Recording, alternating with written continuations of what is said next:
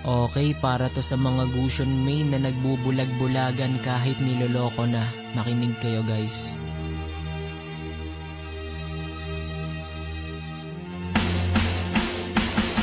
Maiinlab ako sa'yo kahit Gusion ko humandusay. Kahit sa panduduo ng iba dun ka mahusay. Daig ko pa si par sa kung paano maging bulag. Ang iwanan ng tuluyan ka doon naging duwag. Ako lang naman kasi nakakatagal sa iyo. Siling na ang sinasaniban mo at hindi ako. Porket wala sa meta Gusion ay ganyan ka na. Nagagawa mo na rin na maki-emote dyan sa iba. Letusawa pa man din halos galawan ko noon. Pero nang magbago ka natatanso na ko ngayon.